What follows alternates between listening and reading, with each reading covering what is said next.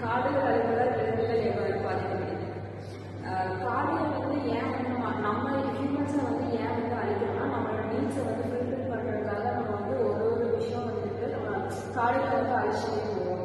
அதனால வந்து விலங்குகள் வந்துட்டு அதோட வீடு இல்லாமல் நம்மளோட நம்ம வீட்டுக்கிட்ட அந்த மாதிரி காடுகள் அழிக்கிறதால விலங்குகள் கண்டிப்பாக பாதிப்படைக்கும். இப்போ இதுக்கப்புறம் பார்த்தா தெலுங்கானாவில் ஒரு ஃபாரஸ்ட் அழிச்சாங்க.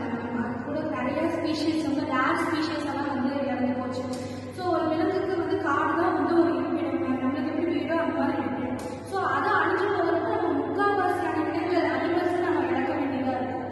அனிமல்ஸ் இல்லாமல் மித்த உயிரினங்கள் வந்து உருவாகவும் உருவாகாது, நிறையா வந்து ஸ்பீஷீஸும் அழிஞ்சு போகும். ஸோ காடு வந்து எல்லா உயிரினங்களுக்கும் இம்பார்ட்டன்ட், ஹியூமனுக்கும் சரி அனிமலுக்கும் சரி ரெண்டுக்குமே ஈக்குவல் இம்பார்ட்டன்ட் வந்து ஃபாரஸ்ட் தான். ஸோ வந்து நம்ம ஃபாரஸ்ட்டை அழிக்காமல் பாதுகாக்கணும். எவ்வளோ தூரம் பாதுகாக்கணும் அப்படின்னா நிறைய மரம் வளர்க்கணும். நம்ம சிறுசுக்கு சொல்லிக் கொடுக்கணும் எப்படி வந்து பாதுகாக்கணும், எல்லாம் அழிக்காமல் ஒரு இது வருதுன்னா இந்த விஷயத்தை அழிக்காமல் அதை எப்படி நம்ம வந்து சிறப்பாக கொண்டு போக முடியும்னு சொல்லி நம்ம வந்து எஜுகேட் பண்ணணும் நம்மளோட சின்னஸ். So that's all. ஓகே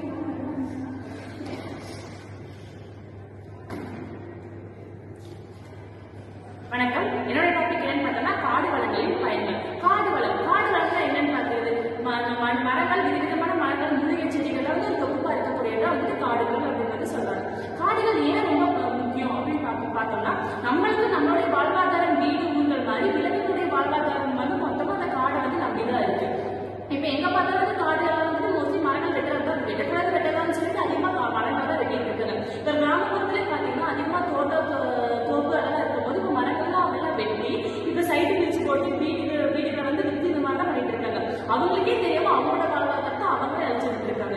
இப்பதான் வந்து மரங்கள்லாம் வெட்டுறதுனால இது பண்ணும்போது அவங்களுடைய வாழ்வாதாரமும் போது காலநிலை மாற்றமும் ஏற்படுது, மழை நீர் இல்லாம போகுது.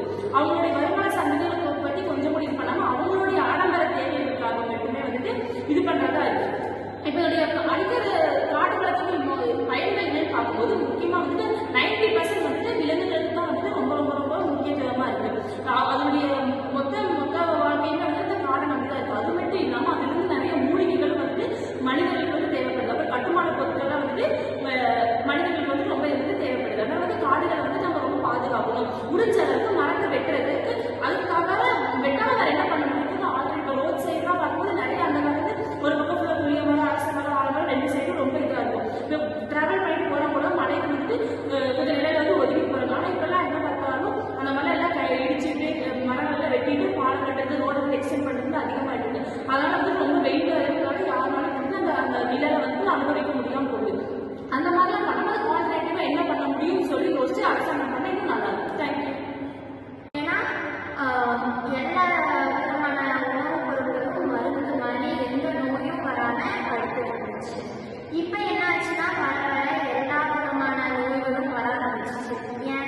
ஏன்னா எல்லா காடெல்லாம் அழிக்கிறாங்க, எல்லா மூலிகைகளும் இல்லாமல் போகுது. அப்படிங்கும்போது மக்கள்லாம் வந்து என்னன்னா ஃபாஸ்ட் ஃபுட் அப்படின்னு சொல்லிட்டு அவங்களோட நோயை வந்து அவங்களே தேடிக்கிறாங்க. இப்போ வந்து என்னன்னா மூலிகைகள் ஏன் அழிக்கப்படுது அப்படின்னு முதல் காரணம் என்னன்னா காடுகள் அழிக்கப்படுது. இன்னொன்று என்னன்னா அவங்களுக்கு வந்து இந்த இது வந்து மூலிகை அப்படிங்கிற ஒரு கல்வி அறிவு அப்படிங்கிறது இல்லாமல் போயிடுச்சு. இப்பெல்லாம் வந்து என்னன்னா மருத்துவத்திலே பார்த்தீங்கன்னா யாரும் வந்து ட்ரெடிஷ்னல் மெடிசன் மட்டும் படிக்கிறது இல்லை, எல்லாம் வெஸ்டர்ன் மெடிசன், டேப்லெட்ஸு, அந்த மாதிரி பெரிய பெரிய சர்ஜரி ஆகணும்